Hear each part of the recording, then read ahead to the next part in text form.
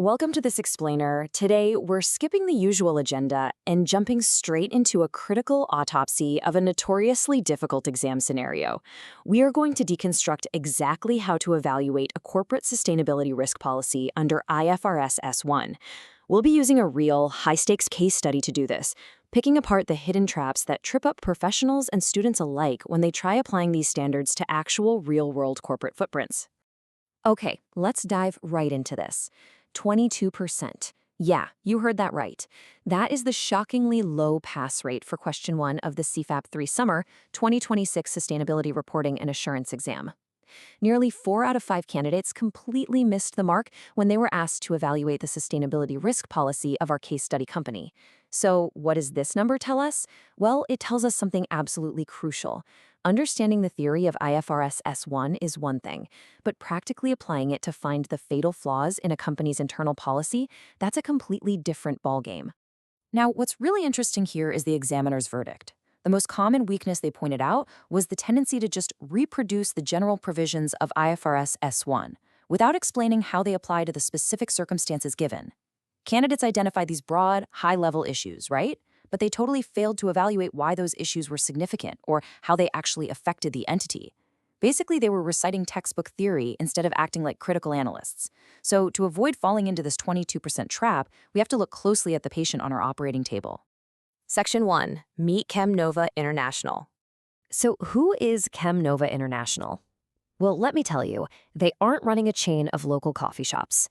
This is a massive multinational manufacturer of specialty chemicals. A significant proportion of their products are literally classified as hazardous under international safety standards. They are operating across Asia, Africa, and South America, and right now they're expanding into regions with completely different and honestly highly stressed water resource conditions. And listen, in the hazardous chemicals business, environmental risks are inextricably tied to major financial consequences. A spill, a regulatory breach, or a sudden water shortage. That isn't just a minor operational headache, it is a massive, immediate financial liability. But, here is exactly where the cracks begin to show in ChemNova's foundation. Let's look at how they actually gather their risk data. In Asia, they use these really structured, standardized disclosures based on firm protocols. Sounds good, right? But then, in Africa and South America, management just relies on the localized expertise of regional managers, using a totally flexible, ad hoc reporting style. They claim this is just to capture site-specific conditions. But as you'll see in a second, this massive disparity sets up the first major operational failure of their entire compliance framework. Section 2. Flawed risk identification. So, what are the actual consequences of that ad hoc reporting approach we just talked about? Like, why does this matter so much? Well, it matters because flexible reporting isn't just messy, it fundamentally breaks the rules of IFRS S1. You see, IFRS S1 requires entities to disclose the inputs and parameters they use in risk identification, making sure they are absolutely verifiable and auditable. Because the African and South American subsidiaries use zero standardized inputs, their data literally cannot be verified. And more importantly, you can't consolidate incompatible data. You've got structurally different methodologies operating in parallel, which means ChemNova has no integrated, coherent group-wide view of its risks. For a hazardous chemical company, inconsistent inputs mean you're almost certainly escalating risks way too late, or just completely missing material site-specific exposures. It's a disaster waiting to happen. And the flaws, they don't just stop at data collection. Let's look at how ChemNova assesses the risks once they actually find them. They use this highly subjective low, medium, high rating framework.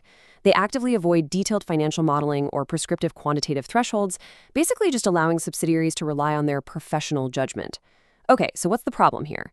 Well, a high risk rating assigned by a manager down in South America might mean a completely different financial exposure than a high rating over in Africa. Without standardized magnitude definitions and hard quantitative thresholds, these assessments are totally incomparable across geographies. They completely lack decision usefulness for investors who critically need to understand the true scale of the financial exposure. Section 3. The Scenario Analysis Blind Spot. Now, ChemNova proudly states that their risk register is reviewed annually every December to ensure continuity and that their policy environment has remained largely unchanged since inception. Okay, pause. Think about the context we established earlier. They are expanding into geographically diverse, highly water-stressed regions. A static, backward-looking annual review completely fails to capture future regulatory tightening, climate transition risks, or incoming supply chain disruptions. IFRS S1 demands forward-looking scenario analysis. You simply cannot manage future water scarcity risks in a brand new region by only looking at what happened in your existing operations last year. It just doesn't work that way. And this brilliantly illustrates the exact point the examiner made. The examiner explicitly noted that the absence of scenario analysis was one of the most commonly missed points by candidates. Remember that 78% of people who failed this question? Well, they often got totally bogged down in the reporting disparity across regions, but completely missed the fact that Chemnova's entire methodology was literally blind to forward-looking risks. If you don't evaluate the process against what the standard actually requires for future resilience, well, you aren't really doing an IFRS S1 analysis. Section 4. Missing the financial link. Let's move to the IFRS S1 materiality chain and see how this all builds up. You have to remember, IFRS S1 is firmly anchored in financial materiality. Risks are only relevant to the extent they could affect the entity's financial prospects. But Cheminova explicitly stated that their methodology prioritizes qualitative risk characteristics to maintain an emphasis on environmental protection, actively avoiding financial modeling. That is a massive red flag. You have to walk the chain. Step 1, you identify the sustainability risk, like water stress in a new region. Step 2, you determine the operational impact, such as the potential for an operating permit to get suspended. But you absolutely cannot stop there. Step 3 is mandatory. What is the financial consequence? You must link that permit suspension to quantifiable impacts, like revenue exposure, remediation liabilities, or the massive capital expenditure required to upgrade infrastructure. Cheminova totally failed to make this link. Part 1. Crafting high-scoring recommendations. So the crucial point here is the difference between a generic answer and a truly evaluative IFRS S1 aligned answer. Think about the generic 22% approach. Writing something like improve the risk register or make reporting the same earns you basically nothing because it doesn't explain the key issues that need to be addressed.